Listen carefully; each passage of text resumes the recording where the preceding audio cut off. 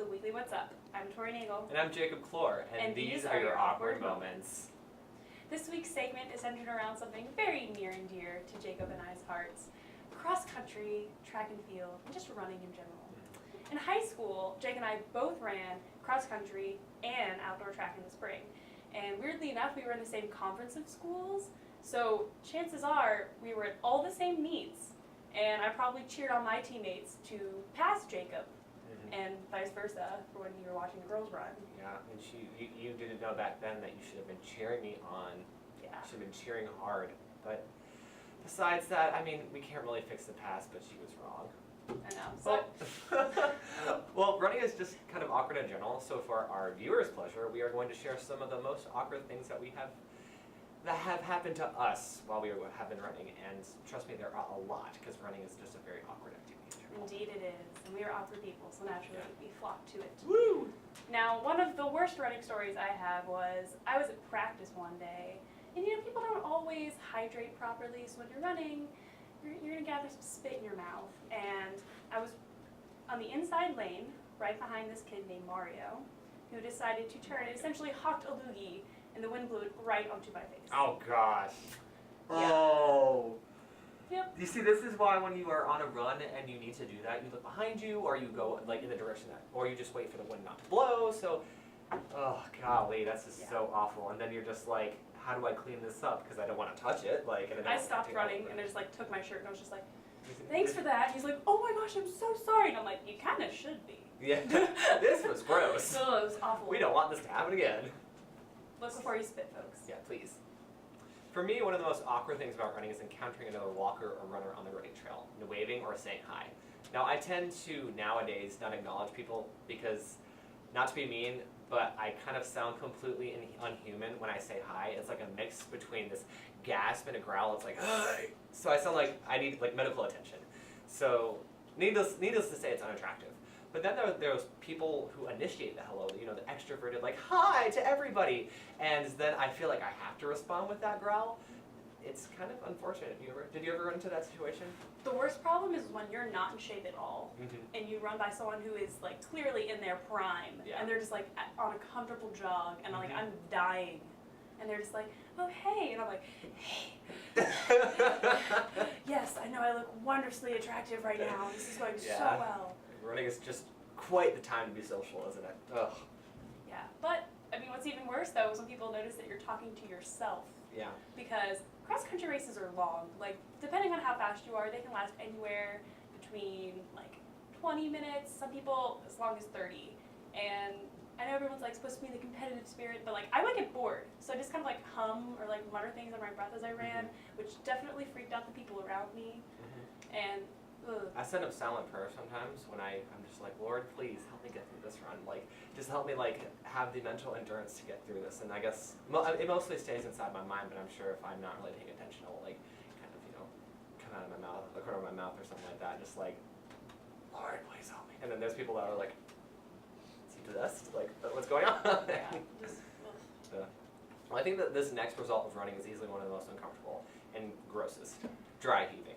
When you are so tired and your stomach is bouncing all over the place and there's nothing in there, and you let out this like ungodly noise, and spectators, especially in this situation, are very concerned because they're like, they want to help you, or they're just like, I don't know what to do. And there was this one time I was running a race, I think it was my freshman year of high school, where I was towards the end of the race. It was like the last maybe 0.1 or 0.2, and I started to dry heave, and I was just like, no, I'm going to run, I'm going to get just run really fast, I'm going to PR. I think I did end up PRing, but which is getting your personal record, but it was, needless to say, a little embarrassing. That was a beautiful story of you persevering, but I appreciated it. We should make it into a feature film. Now, one of the most painful things that happened to me on a run was not at all injury related, or just the fact that I was running, which is already painful in and of itself. I swallowed a fly on accident in the middle of a race. And unfortunately, you cannot make this stuff up. Yeah. But you know, when you're heaving pretty hard, you're running, you're doing the thing, and then just you're outside and insects happen. And literally like straight to the windpipe. I was just like, and of course, you know, people were around me, which totally helped. And what also helps is now that sound is on tape for everyone to enjoy. Well, it's funny because a lot of these stories, like, you can't have an awkward moment by yourself. Like, it's possible, but it's like, it makes it even worse when there are other people around you. And then there's races like this where there are a lot of spectators. I know, like, during the summertime, I hate it when, like, the gnats come out and they, like, all fly into your face and into your eye, and you're just like, it's just the worst. Well, finally, a runner has to use a lot of breath, especially if you're me. And some people can cover up this fact by breathing rather quietly. I envy you people. But then you have people like me who sound like they are choking on air. The ones who breathe in and out so heavily they sound like they're in the middle of an asthma attack. I once was on a group run with a group of people from tech, and one of the guys in the group turned to me and he's like, "Are you okay?" And I was just like, "Yeah, I'm fine, and this is just how I sound, but it sounds like I'm about to die." And running you shouldn't do activities that make you sound like you want to die, but I do them anyway. See, this is why I have not ran in years. While Jake is like, I'm gonna train for like a marathon, it's gonna be great. I'm over here like, I really like my bed and Netflix. Yeah. Well, sometimes working on the last goals. Well, that wraps up our awkward moments about heavy cardio for this week. But stay tuned, because when we come back, we will have Rachel Anderson and Mary Desmond with Girls vs. Food. So good to see you guys. So, what's up? Oh, we finally bought a place. Holy cow. You seriously have enough saved to do that? We've been putting a little aside each month. Jeez, at the end of the month, we have nothing left to save. Yeah, I have no idea where it goes. Well, you're spending a lot on... Was it good? Oh, God. Oh, how is my account overdrawn? When it comes to financial stability, don't get left behind. Get tools and tips for saving at feedthepig.org. Welcome back to the Weekly What's Up. I'm Mary Desmond. And I'm Rachel Anderson, and this is Girls vs. Food. For the past few weeks, we've made comfort food, so this week we decided to make something a little healthier. That's right, everybody. We're making cauliflower pizza crust.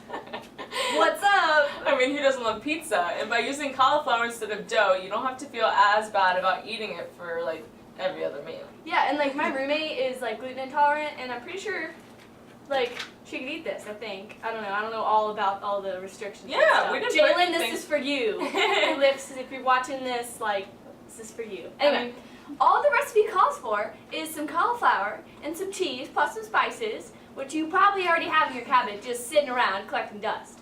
And, like, you can put all sorts of toppings if you want on it. We just put cheese, but, like, you can put, like, meat stuff or, like, sauce stuff or pizza, any pizza stuff. We should have done, like, chicken pesto or, like, an Alfredo or something. See, like, now that we've done this, that sounds fantastic. That sounds so good. So watch this video to see us make a basic cheese cauliflower crust pizza.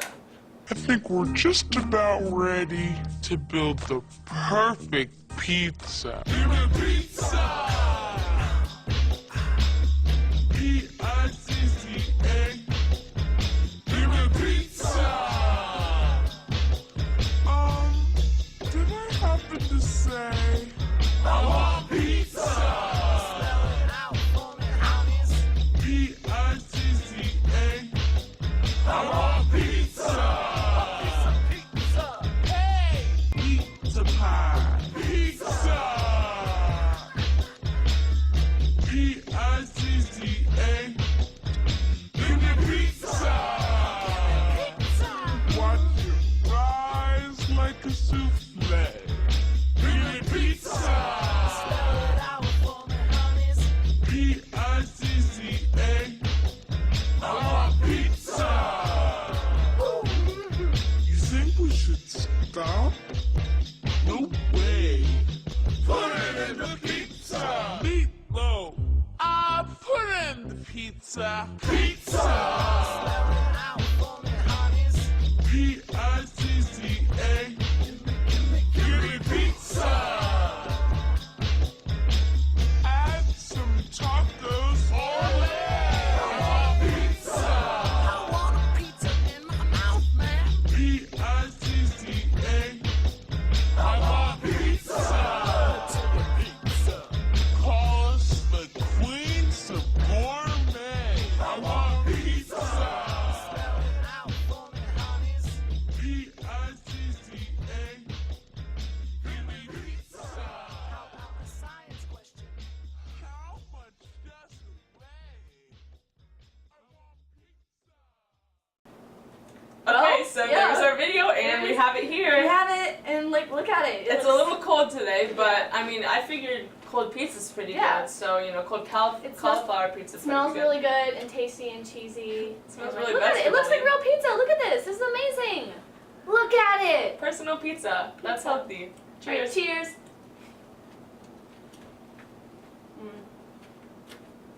Yeah, it's so good. Literally tastes just like regular pizza. Like, kind of vegetable-y, like a little Only bit of a a tad, vegetable though. taste, but yeah. It tastes like really good cheese bread. Like, you know, like, you used to get cheese bread from, like, a pizza place. It tastes like that. It's really good. I like it. It's kind of crispy. too.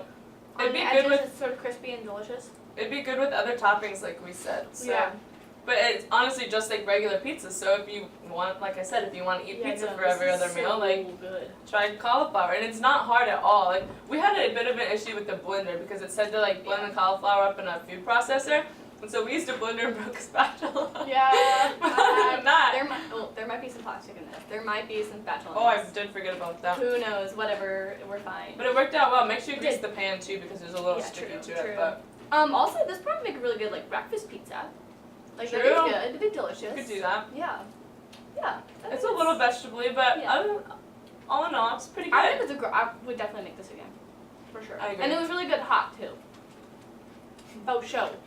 Well, friends, that sums up this week's episode of Girls vs. Food. When we come back, we will have a new crazy concoction for you to try.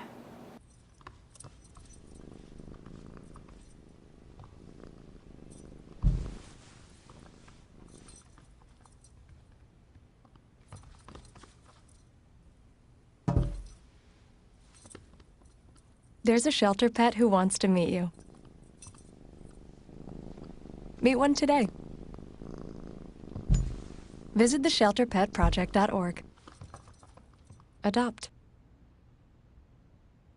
Welcome back to the weekly What's Up. I'm Alec Holcomb. And I'm Jacob Flora, and these are your viral videos.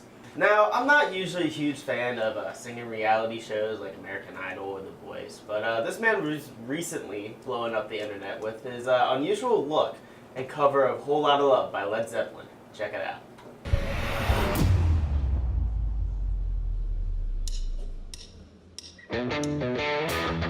Whoa!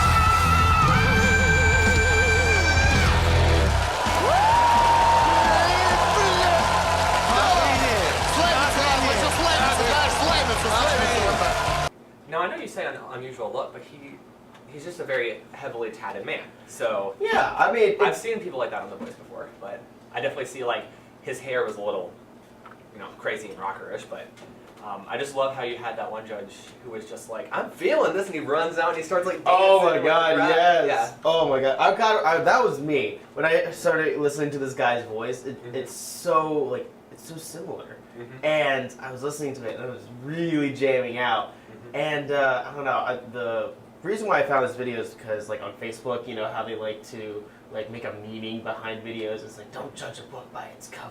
Mm-hmm. And someone posted that, and I was like, I don't give a crap what he looks like. This guy's awesome, and I need him Way to go. Exactly. I mean, it's funny how you see these this American music making such an impact over in Europe. So, Well, yeah, it was. Is it Russian? It was Russian. mm-hmm. So I think that's pretty cool.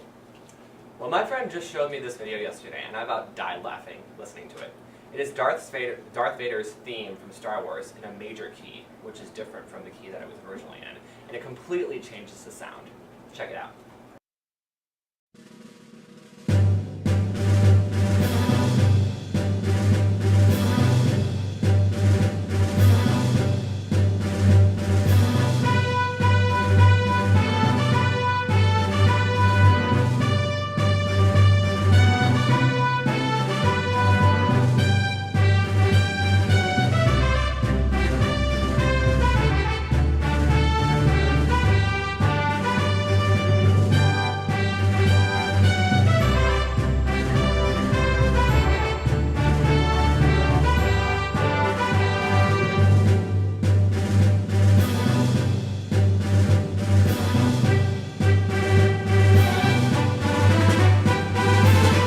It is officially springtime in the Death Star. Yeah.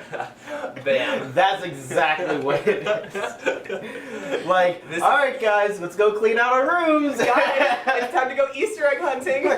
Use the Force and find those Easter eggs. Oh my Don't gosh. shoot him. Oh my gosh.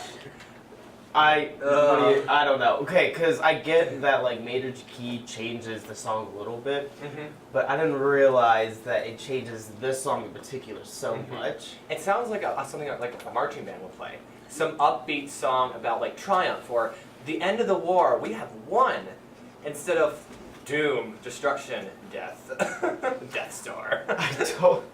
I don't know what else to say about this. It's just one of those things that, you know, pops up. You never really think about it, and then when it comes to your life, you're like, damn, I wish I thought of that before. Yeah. And then it's funny because usually you get the Death Star theme in your head, but then you get this one stuck in your head. It's like da da da da da da da da da, and it's just, it's so happy. All right, well that's all for Viral Videos this week. Stay tuned because when we come back, we will have Kevin Stefani and Zayd Farrow with TTG and the Basilisk.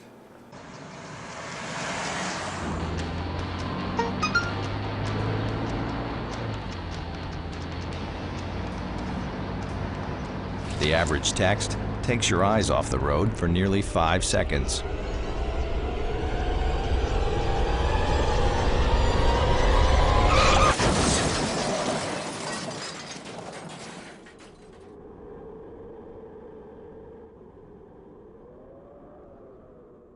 Welcome back to the Weekly What's Up. I'm Kevin Stefani. I'm Zayd Farrow, and you're watching TTG and the Basilisk. As always, Zayd, start us off here. What do you got? Some of the most amazing compilations of nature footage can be found in BBC's Natural History's Planet Earth collection. Enjoyable as it is, how much more enjoyable would it be if the narrator was high? Snoop Dogg gets this week's Decent Drew for expanding his Planet Earth clips, which have gone viral, with this week's launch of a new standalone segment he calls Planet Snoop. The segment comes after more than 60,000 people online signed a petition calling for Snoop to narrate the entire Planet Earth collection. His first entry features a Californian snake and a Californian squirrel fighting, while he hits a blunt and delivers his own unique style of input. Wow. Yeah. Is this just animals, or is there also a little bit of tree involved? I'm sure he covers all sorts of botany as well. Also, the fauna of this place. You That know? is his specialty. You should, I mean, if you haven't seen the video, you should check it What out. channel It is is it on? so funny. Huh? What channel is it on? It's on National YouTube channel Geographic? Mary Jane, Mary M-E-R-R-Y. So it's not even being broadcast on the air? You know, I'm not sure if they will broadcast it, but this might have been just a teaser, and the full clip might come out. But he launched at least the beginning of the show. What a guy. Yeah, what a guy. That's one way of putting it. Yeah, absolutely. Snoop Dogg. All right, give us yours, TTG. Well, a 44-year-old Scottish man named Mohammed Abad is being celebrated today because he has finally lost his virginity. Before you laugh at him, when he was 6 years old, he was involved in a horrific car accident that severed his wee-wee and he only has recently been fitted with a new bionic manhood. He lost his virginity to Charlotte Rose, escort and female sex activist, who heard about his plight and wanted to make a real difference in the world, and arranged to meet up with him. She is the real MVP, and that's why she's getting my decent drew for this week. Thoughts, Lee? Wow. Yeah. Wow, that story has a little twist, you know? Of sorts, yeah. Yeah, but I mean, the guy, like, finally, you know? Yeah, finally. I Wow, like this so she's an escort and a sex activist. Talk about getting your work done, you know? right. You know, she's making a really difference in what she believes in. You know? And it's not like they just met up and just, he paid her and stuff. She did it for free, and they met for a couple days before and talked and had fun, so. Wow, that's like more legit than some of the, you know. Absolutely. Anyways, hookups Some of that the have what? been going on Going on. here at Tech, you know. Wow.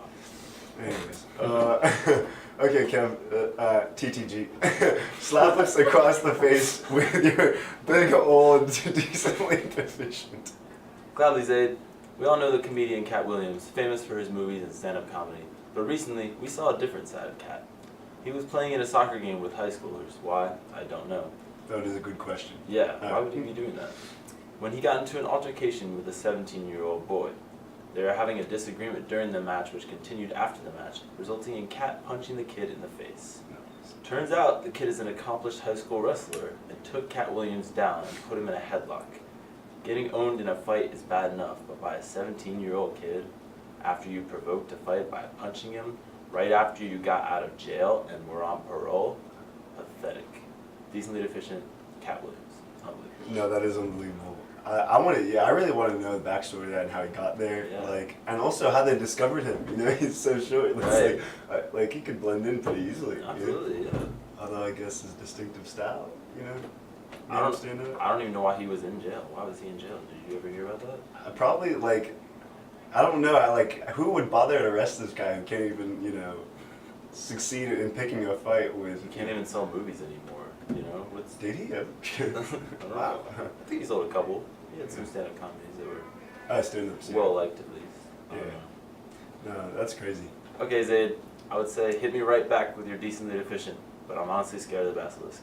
So just please let me know. As well you calmly. Should. No. One man in Seattle spent an entire 24-hour period 80 feet in the air, securely nesting himself in a sequoia pine country.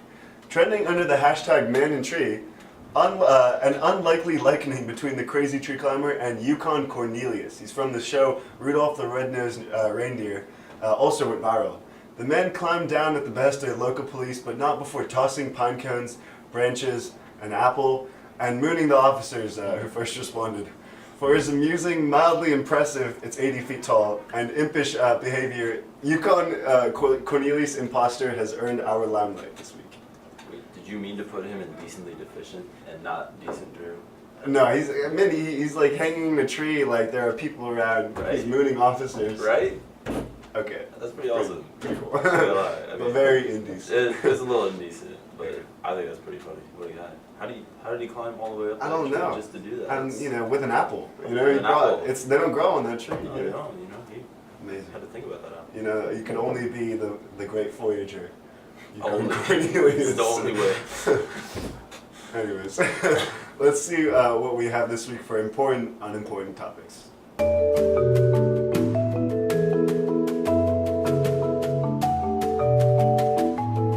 Oh man. Yeah, I mean, obviously. Yeah, Pokemon. Yeah. I mean, we'll keep piece like we can work at. Right. You can work at that so hard. But is the question then? There's like we can never have world peace then, and there are Pokemon. No, it's that you just get world peace now, or Pokemon are real.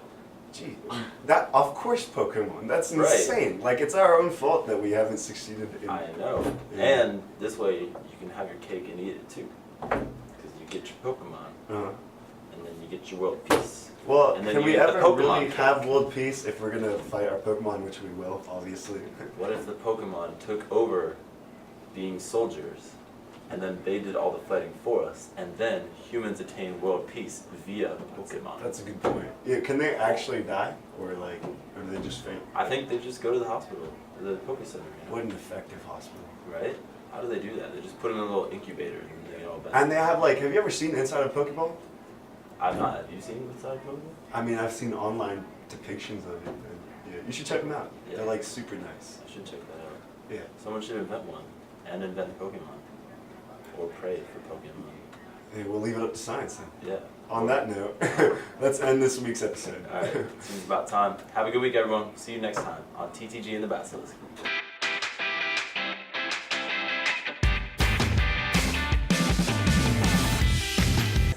We're good. You guys are good. Sit up a Just straight. like- Okay. I was about to like mimic you, and I was like, that's probably awkward. Okay. Oh no, my camera. Oh, good, it's recording. Okay. Even better. What? That's better. It's too short. We should just have this as like You guys are underscore. both so short. I don't think we're As short. our underscore. Y'all. You ready? Are you not really? Oh. Yeah, we're ready? Okay. Okay. Alright, Zaid. I would say slap me right back. Wait, we did. But when he got into an altercation with a 17-year-old boy, there's nowhere to go. Because I said but. Gladly, Zaid. We all know the comedian Cat Williams, but recently we saw a different side. I'm sorry. No, it's cool. Tried to make